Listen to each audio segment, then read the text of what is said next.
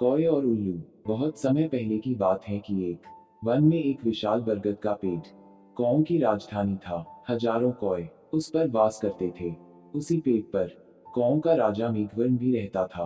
बरगद के पेड़ के पास ही एक पहाड़ी थी जिसमें असंख्य गुफाएं थीं। उन गुफाओं में उल्लू निवास करते थे। उनका राजा अरिमर्दन था। अरिमर्दन बहुत पराक्रमी राजा था। कौओं को तो उसने उल्लुओं का दुश्मन नंबर 1 घोषित कर रखा था।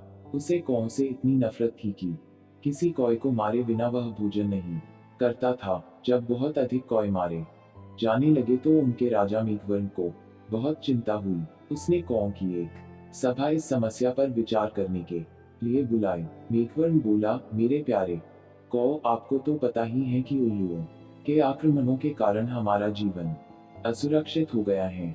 हमारा शत्रु शक्तिशाली है और अहंकारी भी। हम पर रात को हमले किए जाते हैं। हम रात को देख नहीं पाते। हम दिन में जवाबी हमला नहीं कर पाते क्योंकि वे गुफाओं के अंधेरों में सुरक्षित बैठे रहते हैं। फिर मेघवर्ण ने सियाने और बुद्धिमान कौओं से अपने सुझाव देने के लिए कहा। एक डरपोक कौआ बोला, हमें उल्लू से समझौता कर लेना चाहिए। वह जो शर्तें रखे हम स्वीकार करें। अपने से ताकतवर दुश्मन से पिटते रहने में क्या तुक है।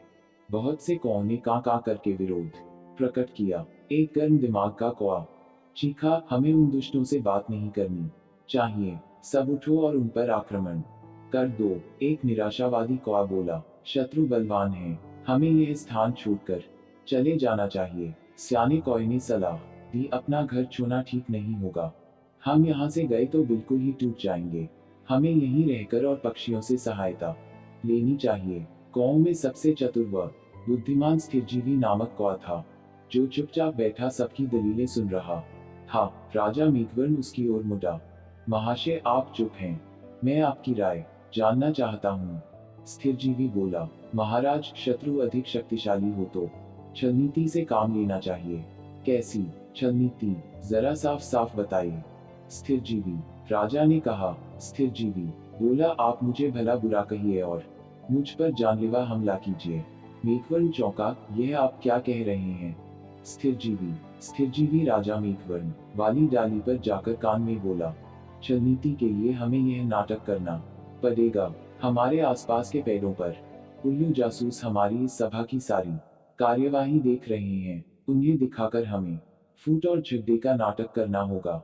इसके बाद आप सारे कौओं को लेकर ऋषिमुख पर्वत पर जाकर मेरी प्रतीक्षा करें। मैं उल्लुओं के दल में शामिल होकर उनके विनाश का सामान जुटाऊंगा।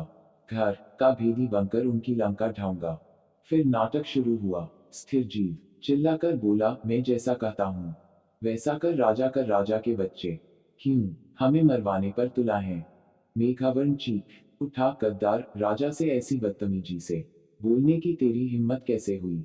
कई कौए एक साथ चिल्ला उठे, इस गद्दार को मार दो।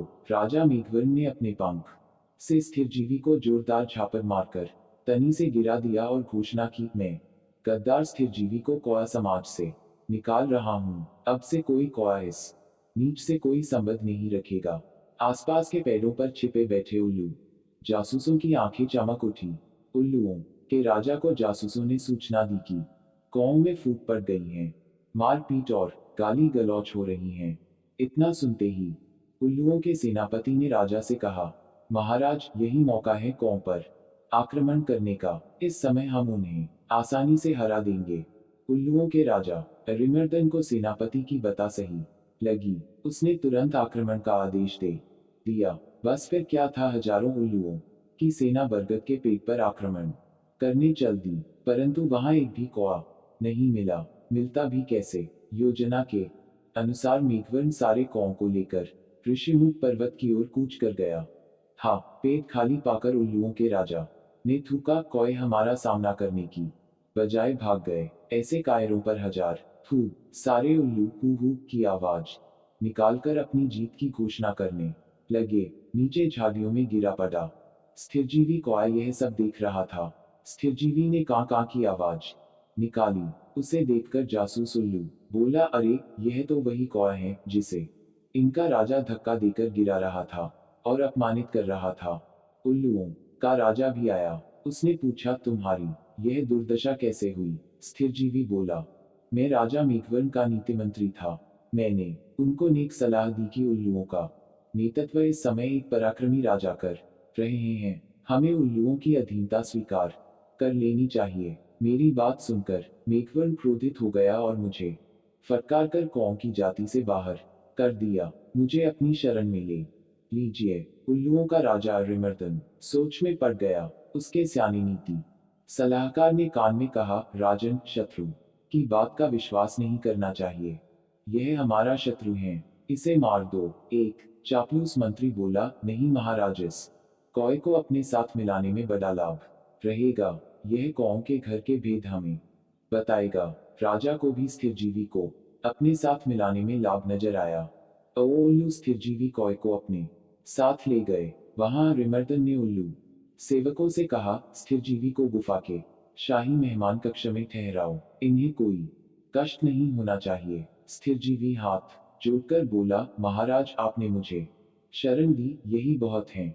मुझे अपनी शाही गुफा के बाहर एक पत्थर पर सेवक की तरह ही रहने दीजिए। वहां बैठकर आपके गुण गाते रहने की ही मेरी इच्छा है। इस प्रकार स्थिरजीवी शाही गुफा के बाहर डेरा जमा कर बैठ गया। गुफा में नीति सलाहकार ने राजा से फिर से कहा, महाराज, शत्रु पर विश्वास मत करो। उसे अपने घर में स्थान देना तो आत्महत्या करने समान है। अरिमर्दन ने उसे क्रोध से देखा, तुम मुझे ज्यादा नीति समझाने की कोशिश मत करो। चाहो तो तुम यहाँ से जा सकते हो। नीति सलाहकार उल्लू अपने 2-3 मित्रों के साथ वहां से सदा के लिए यह कहता हुआ विनाशकाले विपरीत बुद्धि। कुछ दिनों बाद स्थिरजीवी लकड़ियां लाकर गुफा के द्वार के पास रखने लगा। सरकार, सर्दियां आने वाली हैं। मैं लकड़ियों की झोपड़ी बनाना चाहता हूं ताकि ठंड से बचाव हो। धीरे धीरे लकड़ियों का काफी ढेर जमा हो गया। एक दिन जब सारे उल्लू सो रहे थे तो स्थिरजीवी वहां से उठकर सीधे ऋषिमुख पर्वत पर पहुंचा, जहां मेघवर्ण और कौओं सहित उसी की प्रतीक्षा कर रहे थे। स्थिरजीवी ने कहा, अब आप सब निकट के जंगल से जहां आग लगी है, एक एक जलती लकड़ी चोंच में उठाकर मेरे पीछे आइए। कौओं की सेना चोंच में जलती लकड़ियां पकड़ स्थिरजीवी के साथ उल्लुओं की गुफाओं में आ पहुंचा।